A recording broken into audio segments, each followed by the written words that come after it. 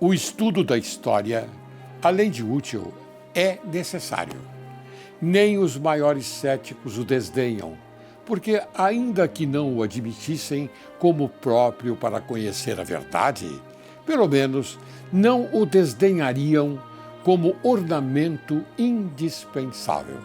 Não há pensador que negue a legitimidade, o mérito, o valor imanente da história como origem do presente e necessário ponto de partida para o futuro.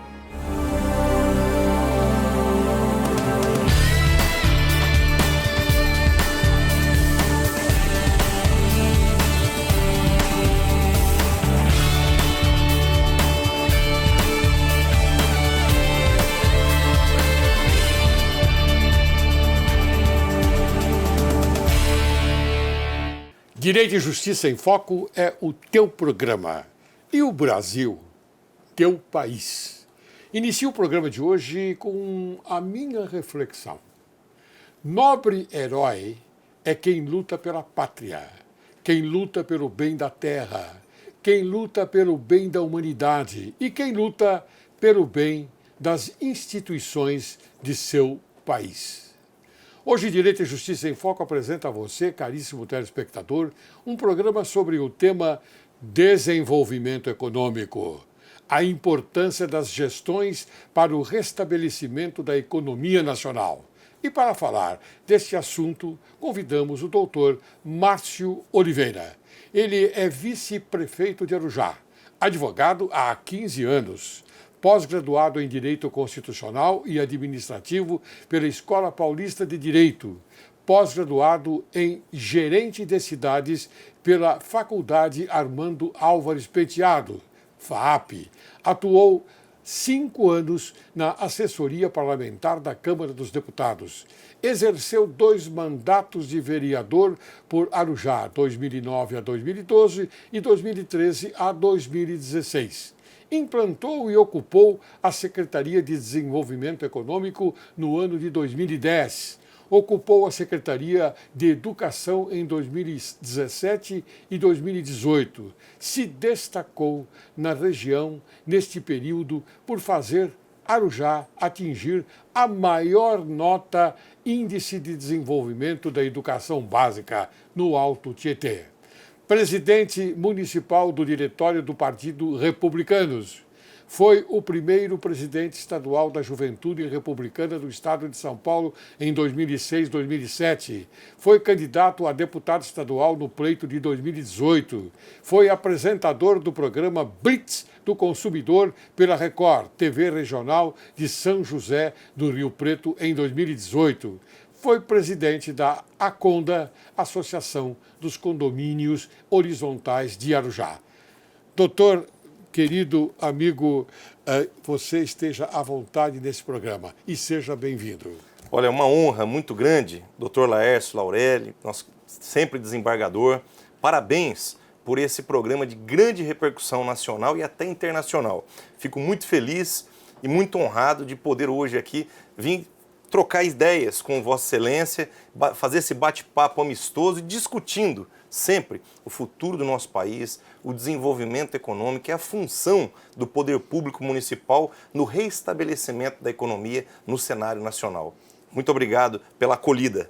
Muito bem, doutor. Eu quero acrescentar que esse programa só se destaca, da maneira como o senhor colocou, pelo fato de ter convidados da sua estirpe. Da sua qualidade.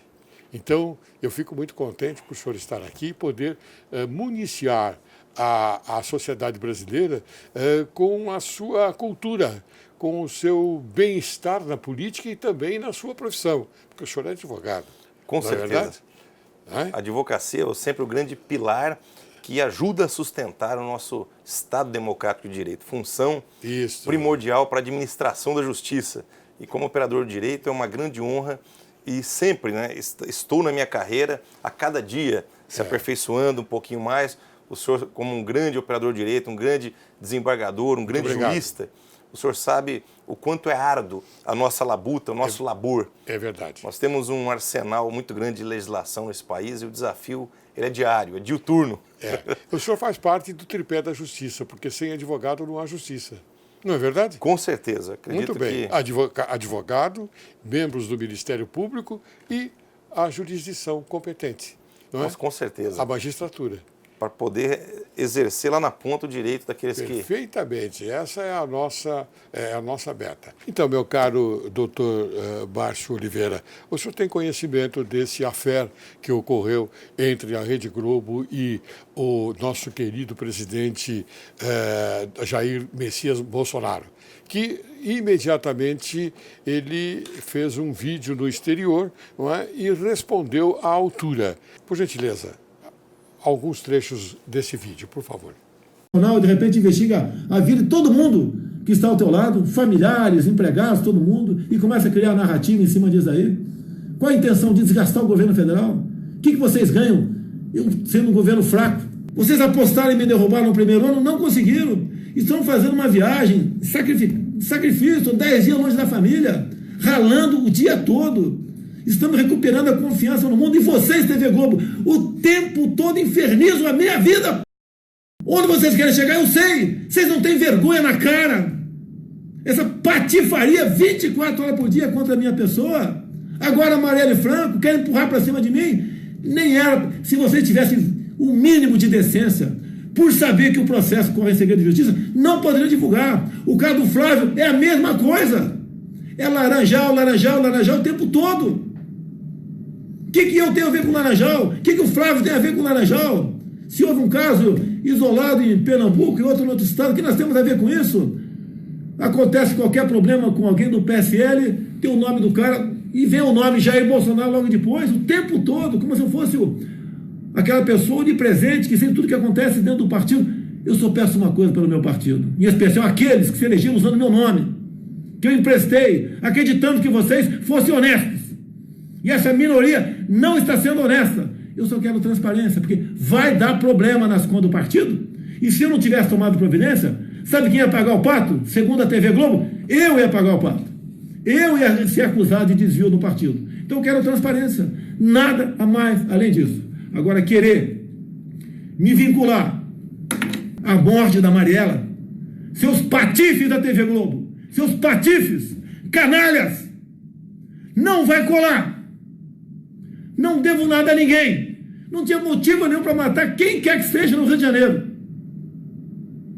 Conheci essa vereadora, fiquei sabendo que ela existia no dia que ela foi executada, que por coincidência foi no próprio 14 de março.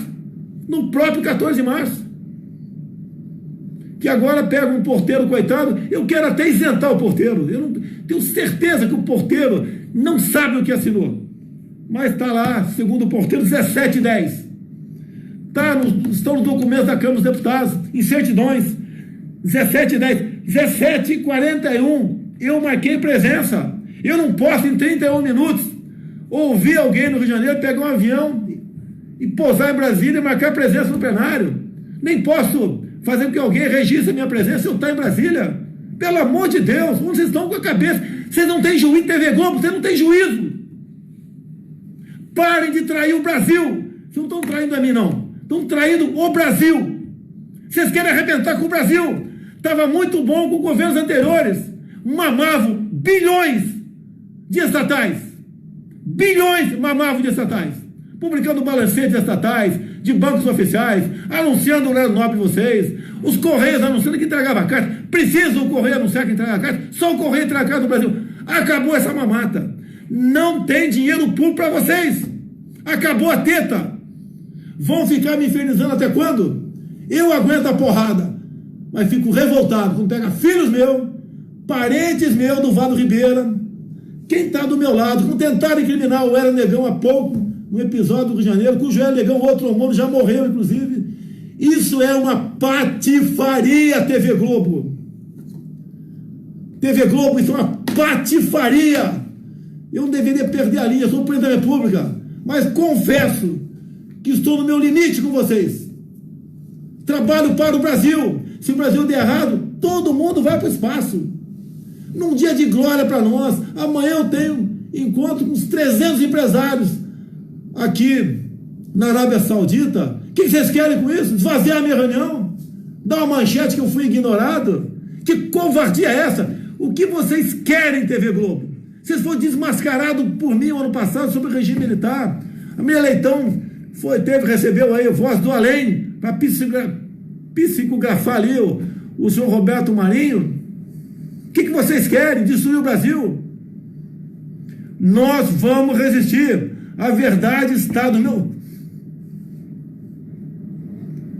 A verdade está do meu lado. Eu quero servir a minha pátria como presidente da República. Então, doutor Márcio, alguns comentários a respeito desses trechos apresentados. Ora, desembargador, realmente o presidente ele foi contundente e foi muito feliz nessa resposta perante a Rede Globo. Porque uma infâmia é algo sem precedentes no Brasil, querer impingir um presidente da República, lançar sobre ele uma suspeição diante de um crime tão cruel, tão bárbaro, que chocou o país. Isso afeta a segurança nacional, né? Isso afeta a segurança nacional e a imagem da figura maior que nós temos nesse país, que é o nosso presidente Sim. da República. Então é de uma leviandagem, é de uma cretinice fazer algo dessa natureza com o nosso presidente. Eu, enquanto advogado, enquanto cidadão, enquanto político, vice-prefeito de uma cidade aqui da Grande São Paulo, eu quero externar, aproveitar esse espaço para externar aqui, desembargador, o meu repúdio. Sim. O meu repúdio à Rede Globo de televisão por essa infelicidade de lançar suspeição sobre o nosso presidente da República de uma forma tão leviana. Hoje, nas redes sociais, o filho do presidente, que mora no mesmo condomínio que ele, Sim. ali na Barra da Tijuca, o vereador Carlos Bolsonaro, ele esteve no computador buscando todo o arquivo de portaria, das falas de portaria para autorização de ingresso naquele condomínio e não houve nenhuma ligação relacionada à casa do presidente. Então, isso tem que ser esclarecido, isso merece uma investigação muito séria e muito sistêmica para entender da onde veio esse tipo de injúria, esse tipo de mensagem subliminar de querer impingir algo tão grave, algo tão repugnante à figura do presidente. Então eu quero aqui me solidarizar ao nosso presidente Jair Bolsonaro, quero externar o meu repúdio à Rede Globo de televisão, que não tem uma marca na sociedade pautada por uma postura conservadora, uma postura de respeito à família, e estou solidário e fiquei estarrecido com toda essa situação. Ontem eu estava, antes de dormir, já um pouco antes do repouso, na minha cama assistindo televisão, e fui surpreendido pelo canal da Bandeirantes, no jornalismo da noite, acho que já na madrugada, eles repercutiram essa live do presidente no exterior, e eu nem consegui dormir pensando em tudo isso. Eu falei, meu Deus, aonde chega, né, a perseguição jornalística das mídias de massa nesse país. Então hoje nós temos canais como esse que eu quero mais uma vez reiterar os meus parabéns, que são fóruns de discussão, sim, onde a sociedade ela passa a ter a informação de um outro veículo que não seja os veículos tradicionais que se intitulam dono da verdade, e não são. Então hoje o presidente Bolsonaro, pelas forças das redes sociais, pela democratização da informação, o povo está em estado de alerta e está depurando de uma forma mais inteligente as informações que são disseminadas de forma criminosa nesse país. Sim. Sobretudo pelas grandes mídias, as mídias de massa. Então, é uma vergonha, desembargador, nós vivemos uma situação como essa e temos que presenciar dentro da nossa casa essa visão de tentar distorcer, de tentar macular a honra, a credibilidade de uma pessoa, seja ela qual for, quiçá um presidente da República que tem uma missão árdua, uma missão dura, pegou um país devastado pela corrupção. Desconstruído. Exato. Um país que estava totalmente aparelhado por uma bandeira de esquerda, que não tem um viés ideológico pautado naquilo que eles chamam de social democracia. Eles têm um viés pautado na corrupção e levaram o nosso dinheiro embora desse país para vários países subdesenvolvidos da América Latina, países de matriz africana, e etc. Existem muitas investigações em dia. Eu acho até essa investigação que colocou o ex-presidente Lula na cadeia, ela tem uma investigação ínfima perto dos crimes hediondos, bárbaros, irreparáveis, cometidos e perpetrados contra a sociedade brasileira. Então fica aqui o meu repúdio, fica aqui a minha insatisfação de um cidadão que se sente totalmente violado, violado por uma mídia nefasta, uma mídia que não vai conseguir obter êxito e sucesso, porque hoje nós temos uma sociedade vigilante, uma sociedade atenta, que não se dobra e não se rende mais a essa mídia que quer manipular a informação. Hoje isso está vindo à tona e a sociedade, graças ao bom Deus e graças a todos os veículos de comunicação alternativo, vem ocorrendo um processo de depuração da informação em nosso país. Eu aqui no nosso programa Direito e Justiça em Foco, eu sempre coloquei a verdade. E eu procuro trazer convidados da sua qualidade para poder externar à sociedade brasileira a verdade sobre o assunto que nós vamos tratar. Nós aqui não inventamos coisas para obter, não é, o patamar do sensacionalismo. Então, nós não temos esse tipo de prática. A prática aqui é a seriedade. E eu fico muito contente que o senhor, naturalmente, fez menção a essa parte do nosso programa, porque é aquilo que nós tratamos, seriedade, a verdade. Não custa nada a gente obedecer às ordens. A ordem é esta, a ordem é seriedade. O país precisa desta seriedade. Nós encontramos no presidente Jair Messias Bolsonaro essa seriedade. Ele está aí para reconstruir o país que os comunistas, os vermelhos, não é? Os fora da lei, naturalmente, eu digo naturalmente, na natureza deles, colocaram o país em choque. O país estava em choque até o momento em que esse grande homem, Bolsonaro, Jair Messias Bolsonaro, ele foi guindado à presidência da República.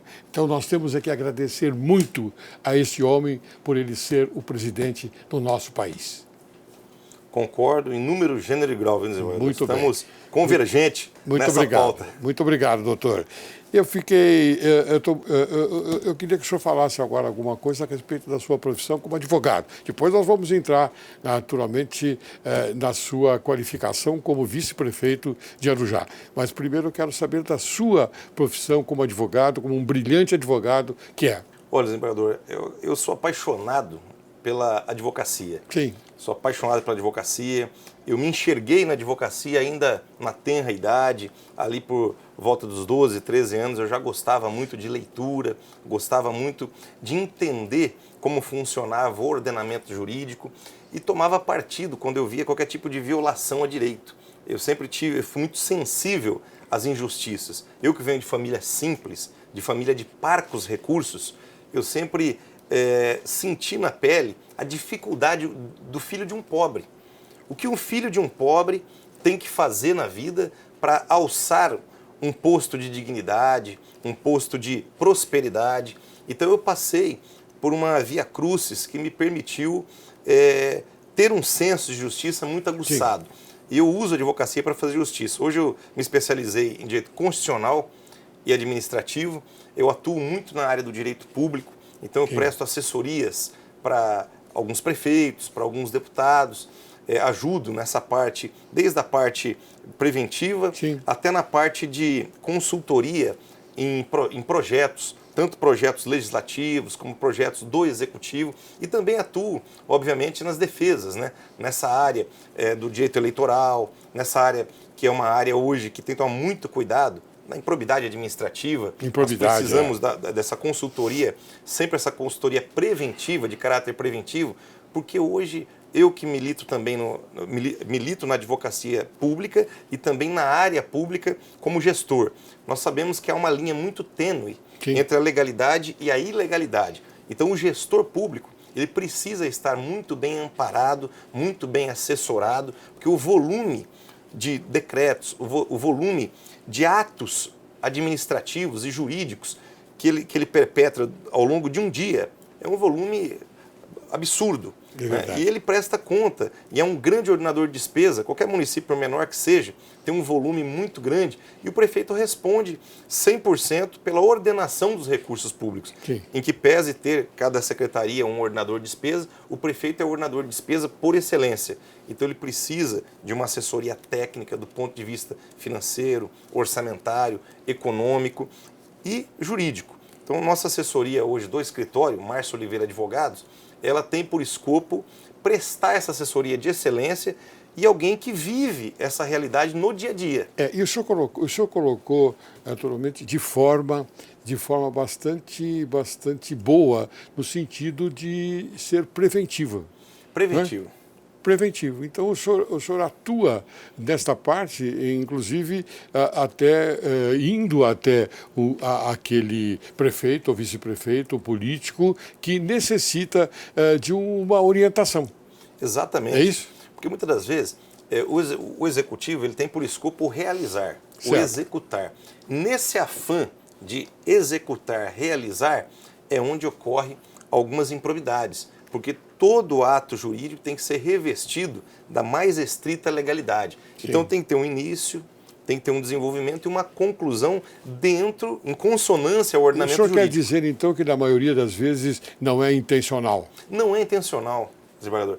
Muitas das vezes sai na mídia, Sim. Até não é uma defesa, não é... Não, a mídia é sensacionalista. Exatamente. Mas, sabe, eles acabam crucificando o gestor público como se ele fosse um bandido contumaz. Sim. E, na verdade, ele erra, tentando acertar.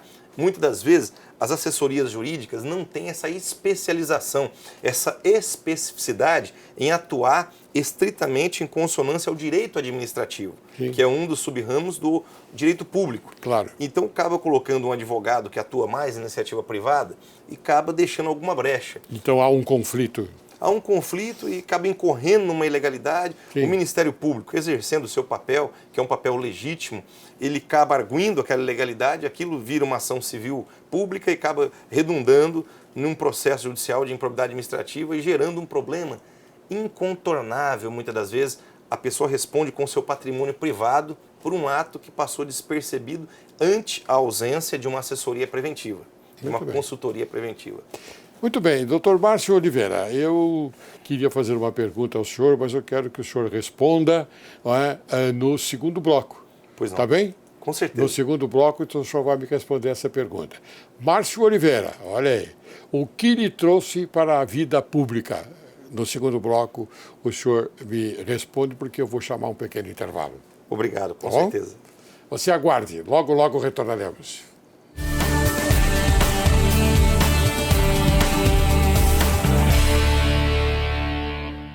Olá!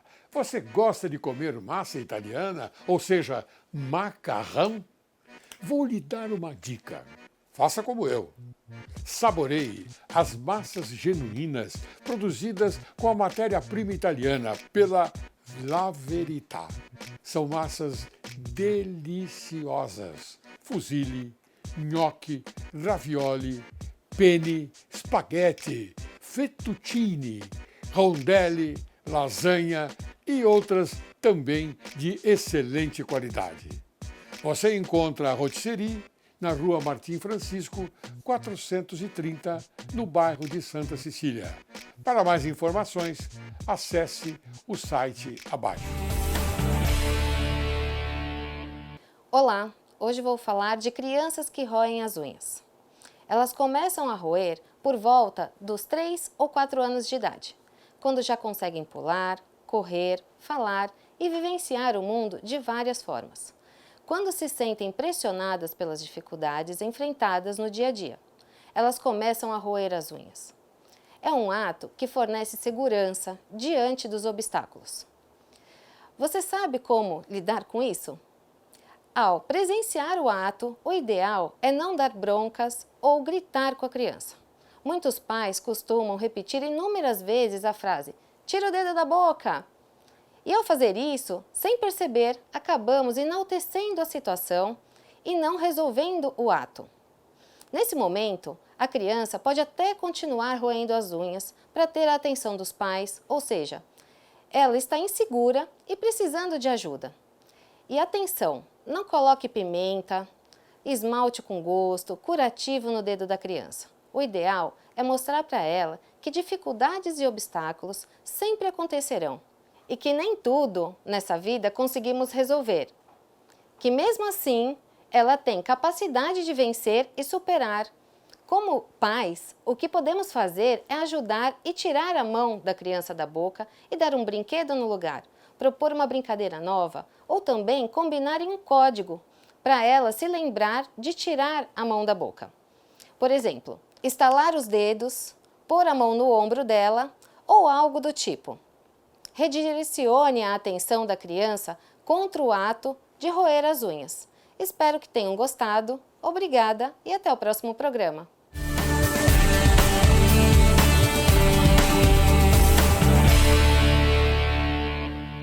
Estamos de volta, hoje conversando com o excelente advogado e vice-prefeito de Arujá, doutor Márcio Oliveira. Muito obrigado pela sua presença aqui, viu, doutor Márcio? A alegria é nossa em ter a oportunidade de prestar contas a todos os amigos, a todos os... Olha aí, é bom que a sociedade fique atenta, a prestar contas.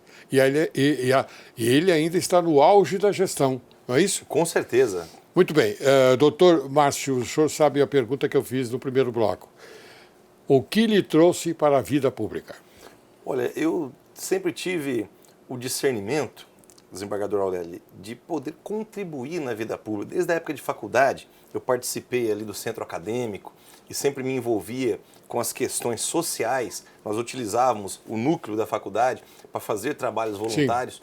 E aquilo sempre despertou o desejo de um dia contribuir, de estar do outro lado da mesa para poder fazer alguma coisa em favor da população.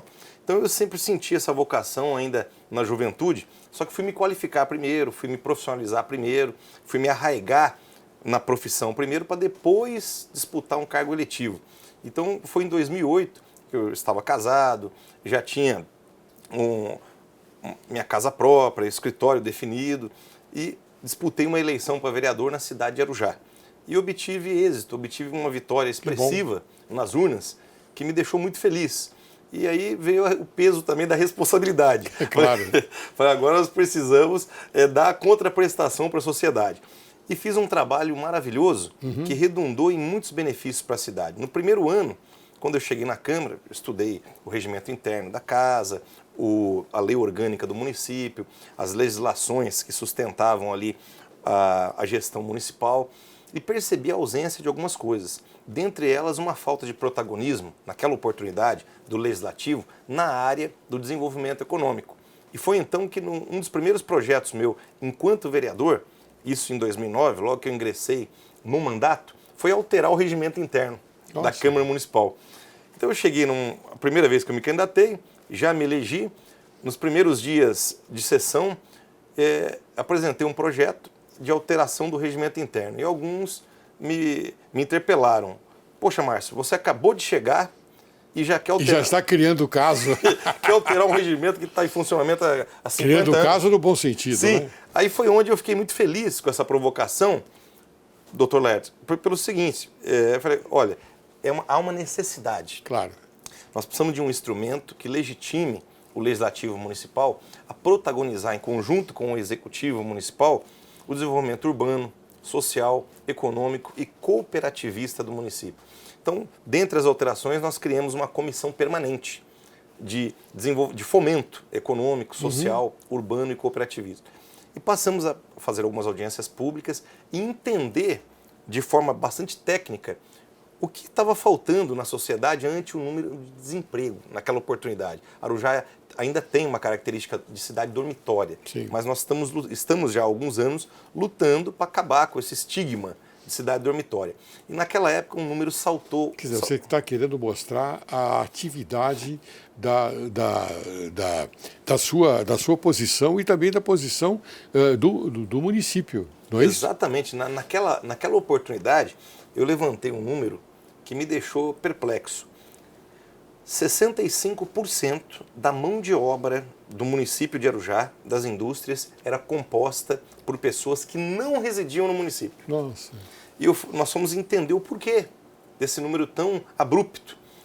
E chegamos à conclusão que isso se dava em razão da ausência de políticas públicas voltadas à qualificação profissional. Por exemplo, eu fui numa determinada empresa de caldeiraria náutica. Conversei com o empresário, que hoje é um grande amigo da cidade, e perguntei quantos funcionários o senhor tem aqui na empresa. Ele falou 200. Falei, quantos são de Arujá? Ele falou 35. Falei, então 165 é de fora? Ele falou, pois é. Eu tenho uma caldeiraria náutica e eu preciso aqui de operadores de caldeira. E nós não temos esses profissionais na cidade. Foi então a minha primeira briga na cidade. Travei uma briga para conquistar um Senai. E tive a honra, no segundo ano de mandato de vereador, de levar aquelas unidades móveis do Senai. Sim. E formar os primeiros profissionais do Senai da história de Arujá, dentro das unidades móveis. Foi um curso de comandos eletroeletrônicos e um curso de comandos pneumáticos. Isso em 2010, há 9 anos atrás. Nossa. E hoje eu tenho a alegria de dizer para o senhor, doutor Laércio, que nós temos um centro de treinamento em Arujá.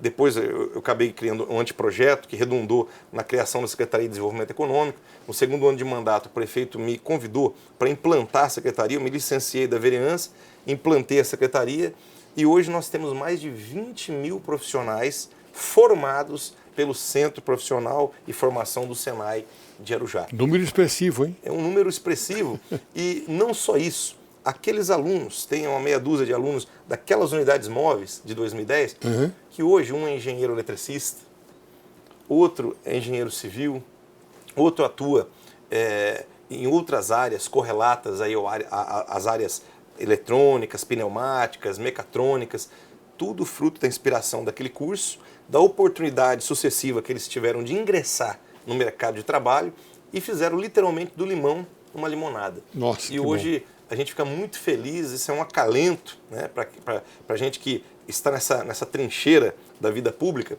de olhar e verificar o resultado, os frutos daquele trabalho valeram a pena. Né? Hoje nós temos pessoas que nos agradecem pelos esforços vertidos e depois continuamos trabalhando, conseguimos atuar também para contribuir para trazer os cursos descentralizados ETEC. No ano de 2017, conseguimos trazer a primeira universidade pública para a cidade, que é a Univesp, Universidade Virtual do Estado de São Paulo, que é chancelada pela USP, Unicamp e Unesp. Trouxemos 4 cursos, Engenharia de Produção, Engenharia da Computação, Pedagogia e Matemática e Pedagogia em Letras. Já está disponível, são 200 vagas por semestre.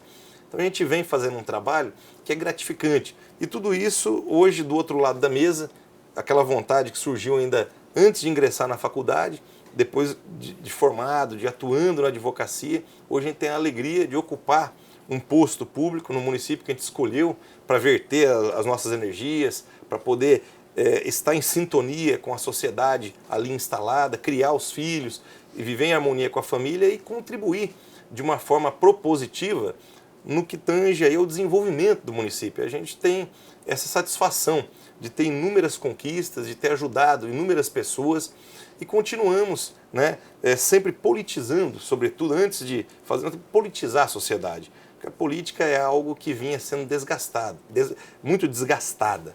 E hoje nós estamos resgatando essa credibilidade da vida pública e orientando, motivando as pessoas a participar de uma forma mais ativa. Porque o cidadão de bem, ele tem que se aproximar da vida pública, ele tem que gostar, né, da vida pública. E ele tem que conhecer mais de perto aquele que o representa. Não é isso?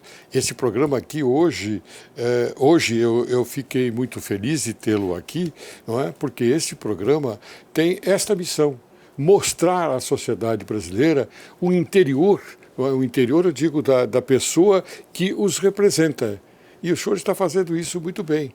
Então, caro telespectador, nós precisamos conhecer o homem. Vamos conhecer o homem que nos representa nas instituições, quer na Câmara dos Vereadores, quer na Câmara dos Deputados, não é? Porque eles têm muito valor. E aqui o doutor Márcio está mostrando essa peculiaridade, o valor que ele representa para a comunidade, enfim, para o brasileiro. Muito obrigado, viu, doutor Márcio, por o senhor expor dessa maneira como o senhor está expondo, porque o telespectador que faz parte da sociedade, ele precisa conhecer o seu interior, aquilo que o senhor pensa, aquilo que o senhor pensou e aquilo que o senhor trouxe de bom, de benefício para o país. Eu digo para o país porque nós estamos no estado de São Paulo, o senhor está na comarca do Arujá, não é? Sim. Arujá, mas representa a eficiência, a sua eficiência para a reflexão do nosso país. Com certeza. E parafraseando Platão, Platão tem uma frase célebre que diz o seguinte: aquele que não gosta da política está condenado a ser governado por quem gosta. Então, o cidadão de bem, ele tem que aprender a gostar um pouco mais. Não, é verdade. Porque na medida que ele se distancia, as pessoas inescrupulosas, com interesses, muitas das vezes, nocivos à sociedade, ele acaba se aproximando. Claro. E nós, cidadãos de bem, temos que nos irmanarmos e atuarmos de forma inteligente, para distinguir o joio do trigo. No caso, é o momento agora nós apoiarmos o nosso presidente. Ainda bem que nós atualmente temos a felicidade de sermos governados por um homem de bem, eu digo o Jair Messias Bolsonaro, que é um homem de bem, um homem sério. Embora as críticas contra ele, a gente até entende, porque é a mídia forte que faz em detrimento dos seus interesses econômicos. Eu sou muito claro, porque só não enxerga quem não quer. Porque a mídia forte, o que ela faz? Ela ataca o presidente Bolsonaro, que ela não está acostumada com um homem sério da presidência. E esse é um homem sério que nós temos na presidência. Então ela ataca porque o homem sério da presidência, ele coíbe determinados atos que antigamente eram usuais pela mídia forte. Não é? Então ele naturalmente sabe aquilo que faz, porque ele tem que governar o país para o bem do brasileiro. E é o que ele está fazendo. E a mídia forte não gosta disso, não. A mídia forte gosta de se aproveitar das oportunidades que ela tem para receber não sei lá o quê, mas a gente é obrigado a pensar dessa forma. Eu penso como um cidadão brasileiro. Eu quero, naturalmente, enaltecer mais ainda o meu presidente, com todo o respeito que ele merece, porque ele é um dos homens que nós precisávamos para organizar e defender o Brasil. Com certeza. É isso? Eu acredito que é nessa esteira. Então, doutor Márcio, vamos continuar. Eu tenho uma perguntinha a fazer. Quais são os maiores desafios enfrentados para ajudar a população da vida pública? Quer dizer, o senhor já falou muito a respeito de alguma coisa nesse sentido, mas eu gostaria que o senhor abordasse essa politicagem e a sanha dos velhos políticos para se manterem no poder, eles naturalmente também atuam de uma forma diferente. Fale alguma coisa sobre isso. Olha, é uma luta... Não sei se eu estou errado. O senhor está perfeito. Essa é uma luta de resistência todos os dias, doutor Laércio. Todos os dias Sim. É uma luta resistindo. Por quê? Hoje nós temos as fake news, nós temos os ataques, nós temos aquelas pessoas que pagam, aqueles que usam e abusam do poder econômico e do poder político, que é o poder público, para poder disseminar mentiras, inverdades, tentar contaminar a sociedade, tentar impingir máculas ao caráter, à honra. Quando não é veículos de massa, numa cidade como a nossa, muitas das vezes é aquele pseudo cabo eleitoral remunerado para ir na casa das pessoas falar que o vice-prefeito não presta, que o vice-prefeito é isso, que o vice-prefeito é aquilo outro. Quer dizer, é trabalhar a cabeça das pessoas no sentido de vender uma imagem negativa. E mentirosa. Hoje está na moda a fake news, né? A fake news é várias modalidades, ela é de várias formas. Tem a fake news veiculada pelo Facebook, pelas redes sociais, a fake news que é veiculada e perpetrada nas casas de família, por cabos eleitorais, entre aspas, né, remunerados, que não estão ali pelo bem da sociedade, pelo bem comum. Eles estão ali defendendo como se aquilo fosse um sustento para eles. Sim. E tem pessoas malignas que ainda trafegam na velha política, que alimenta esse tipo de sistema pernicioso esse sistema opressor, maligno, de fazer essa política nojenta, politicagem, política nunca, politicagem, uma politicagem nojenta, vil, que merece o nosso repúdio, merece o nosso combate diário. Então, esse é o desafio. Resistir. Mas elas tendem a se perpetuar ou não? Eu acredito que não. Bom. Eu sou sempre um otimista, porque eu acredito que aquele que fala a verdade sempre ela prevalece, ela dissipa as trevas. Né? A mentira é sempre dissipada pela verdade. Então ela pode demorar um pouco, demora um tempo, demora 2, mas não demora 3. A população ela consegue enxergar a conduta daquele que tem uma linha reta, que fala a verdade, sem assistencialismo, sem querer comprar a dignidade das pessoas ou barganhar aquilo que é mais sagrado dentro de um Estado democrático de direito, que é o direito ao voto. Sim. Todo cidadão brasileiro, né, alfabetizado, com mais de 16 anos de idade, com 16 anos já pode se candidatar a vereador e pode votar. Não é obrigatório dos 16 aos 18, mas ele já pode votar, pode sufragar o seu voto onde ele quiser. Então, esse é um direito inalienável do cidadão que não pode ser violado nem barganhado. Claro. Isso é inegociável. Então, por onde eu ando, desembargador Laércio, é conscientizando pais de famílias, jovens, em todos os níveis da sociedade, em todos os segmentos sociais, de que nós temos que votar com consciência. Quanto mais candidatos, melhor para o município, que tem maior opção de escolha. Temos que trabalhar e fomentar a democracia e saber reconhecer o trabalho e não se deixar iludir e nem se deixar ser induzido por pessoas que estão ali apontando o dedo em riste para colocar em xeque a credibilidade e a reputação de pessoas públicas ou daqueles que queiram ingressar na vida pública. Então, eu acho que cada um tem que ter o discernimento, a inteligência e a autocondução para decidir por si só, analisando a vida de cada um, analisando o trabalho de cada um, a linha de conduta de cada um, a formação de cada um, a vocação, que é algo que você enxerga, que você sente, que é algo visível no dia a dia, de servir as pessoas na vida pública. Porque muitos querem entrar, mas poucos são aqueles que são genuinamente vocacionados. Então, doutor Márcio, eu ainda há pouco eu me referi a esse ponto básico da seriedade, da verdade. Então, eu fico feliz que hoje o senhor está aqui, porque o senhor é um homem sério. Então, nós sabemos que o senhor é um homem sério. Nós temos convicção disso. É por isso que eu o convidei para vir aqui e falar com a sociedade brasileira nesse sentido, mostrar a seriedade do senhor. E o senhor está mostrando aqui, e eu quero que a sociedade perceba essa nossa intenção e a intenção dele como um homem público da melhor qualidade. É por isso que o meu programa, felizmente, tem repercussão pública, porque eu trago pessoas da sua estirpe, do seu posicionamento e da sua visão. Quer dizer, a visão é para o bem do Brasil. Nós temos que pensar exatamente dessa forma. O Brasil ele é um país muito sério. É que as pessoas não dão o devido valor.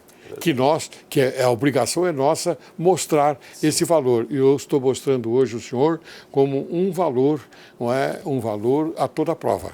Viu? Fico muito feliz com esta oportunidade, doutor Laércio, muito feliz, porque hoje o desafio é despertar esse sentimento patriótico no cidadão de que ele é importante, ele é parte integrante do sucesso do país. Ele tem que ter a opinião dele de forma contumaz e de forma autêntica.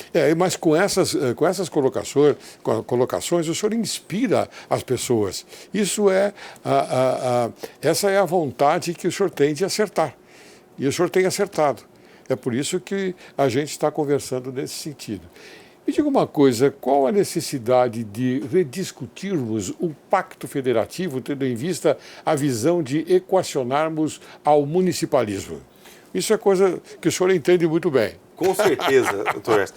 Eu acredito que hoje já tem um lema em Brasília que me agradou muito, que veio do nosso grande ministro da Economia, Paulo Guedes, de um grupo aguerrido que tem trabalhado em Brasília, e tem uma frase que vem de encontro a essa pergunta: menos Brasília e mais Brasil. Ótimo. Hoje, da forma que está pactuado o Pacto Federativo, a pizza, a fatia maior fica para a União. Sim. Depois é contemplado os estados e a menor fatia, que é uma fatia ínfima, vem para os municípios, que é onde se concentra, onde vivem as pessoas. Esse posicionamento está dentro do desenvolvimento econômico? Sim, para que nós consigamos desenvolver e equacionar as desigualdades sociais e regionais do nosso país, os recursos têm que ficar no município. As pessoas nascem Sim. e morrem no município. O Estado é uma abstração, a União é uma abstração.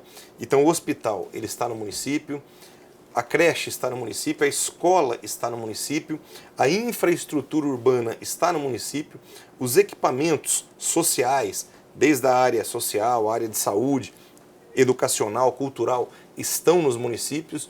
E o que acontece? O FPM, que é o Fundo de Participação dos Municípios, a redistribuição da arrecadação de todos os impostos e tributos do país, ela é totalmente desproporcional às necessidades do município. Então sobra dinheiro na União, sobra dinheiro no Estado e falta justamente onde está o povo, onde vivem as famílias. Claro. Então nós precisamos rediscutir esses critérios de distribuição de renda, de E recursos, fomentar tudo isso, não é? Para chegar a um denominador comum. um denominador comum, fomentando sempre o municipalismo, né? Sim. Eu acho que hoje nós temos que ter essa visão municipalista, né, de desconcentração de renda em Brasília, no Estado, prestigiando onde vivem as pessoas, que é ali na ponta, onde estão os serviços públicos.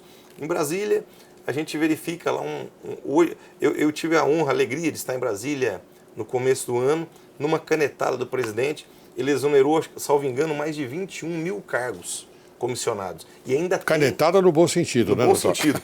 Né?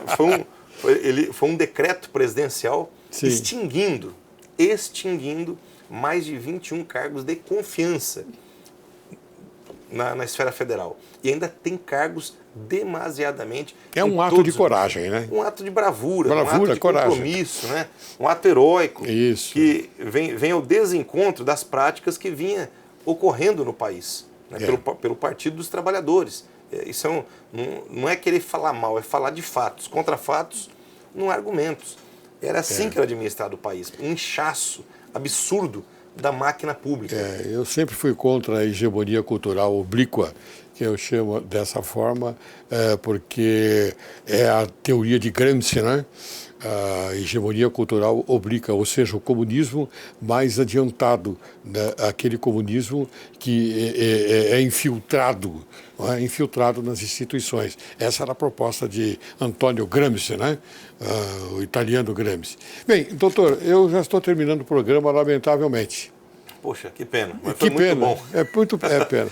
Passa muito rápido. Quando a pausa é rápido. boa... Não, o senhor é brilhante, doutor. Parabéns, o senhor é brilhante. E eu fico envaidecido de o senhor estar aqui no programa Direito e Justiça em Foco e termos a oportunidade de mostrá-lo à sociedade brasileira, aqueles nossos ouvintes que naturalmente estão atentos nesse momento importante do programa Direito e Justiça em Foco. Eu queria oferecer ao senhor uma pequena lembrança do programa, é uma tradução do italiano para o português que eu fiz há um tempo atrás, O Crime Complexo, de Silvio Ranieri. Então, o senhor já tem aqui algumas palavras a respeito e eu fico muito agradecido. Uma honra muito grande receber essa obra aqui. Com certeza vou consumi-la bem. Isso já foi... É uma pequena lembrança para o senhor. Poxa, fico muito feliz, doutor. Obrigado. Tá, suas considerações finais, por favor, doutor.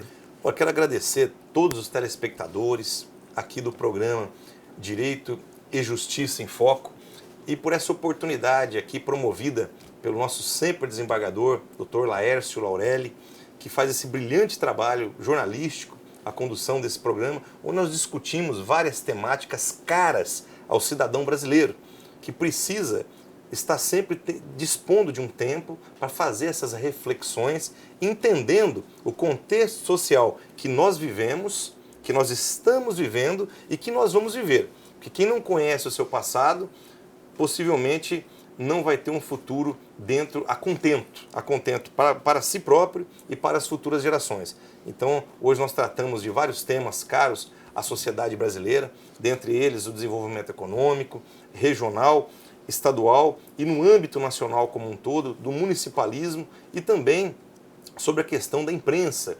O que a imprensa, a responsabilidade que a imprensa tem que ter ao difundir qualquer fato social. Nós temos que contextualizá-lo dentro de uma realidade, porque o que ocorria há muito tempo no Brasil era o verdadeiro assassinato de reputações. Isso é inadmissível, porque nós temos que aprender a distinguir o joio do trigo, nós temos que combater o bom combate, enaltecer quem trabalha e na vida pública nós temos que extirpar aqueles que não têm a vocação e a qualificação para servir com excelência você que está aí na ponta, como eu, que somos cidadãos e precisamos e devemos ser bem representados, porque só assim nós vamos ter um Estado eficiente, um Estado menor, um Estado menos interventor, com uma economia mais liberal, mas muito conservador nos seus princípios, nos seus valores, sempre prezando pela família, prezando pela instituição sagrada, que é a família, e pelas futuras gerações que precisam ser cada vez mais bem educadas para ter um futuro de prosperidade, um futuro que deixe um legado de geração em geração, sempre pautado na informação de qualidade. Muito obrigado pela oportunidade e é sempre uma honra estar aqui. Sempre que convidado, farei questão de estar aqui debatendo temáticas tão caras ao povo brasileiro. Doutor. Mas o senhor é sempre convidado para o programa Direito e Justiça em Foco. Eu quero aproveitar essa sua colocação, não é? Assassinato de reputações, e quero pedir, não é, que todos colaborem para evitar que a imprensa marrom, não é, seja o responsável por esse assassinato. Com certeza. Temos que respeitar as pessoas de bem. E as pessoas de bem estão colocadas, sim, na vida pública.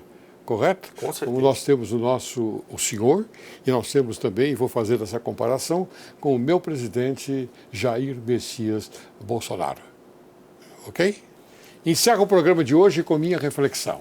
A história é um simples pedaço de papel impresso. O principal ainda é fazer história e não escrevê-la. Quero agradecer muito a presença do Dr. Márcio Oliveira, que muito honrou o programa Direito e Justiça em Foco e que esclareceu a sociedade brasileira sobre o desenvolvimento econômico, a importância das gestões para o restabelecimento da economia nacional. O programa Direito e Justiça em Foco tem como objetivo trazer convidados que consigam informar a verdade sobre fatos veiculados nas redes sociais e na história do Brasil, transmitindo sempre a verdade sobre a questão abordada. Assim, espera-se que a conversa de hoje tenha a força e a energia de aproximar a sociedade brasileira, com o objetivo de alimentar e conservar sempre vivo no coração humano o lume sagrado da honra, da independência, da magnanimidade, do patriotismo e da consciência pública, preservando os sentimentos de direito e de justiça. Muito obrigado, doutor Márcio. Eu que agradeço a acolhida e o carinho, viu? Muito obrigado, sempre senhor. às ordens. Deus abençoe.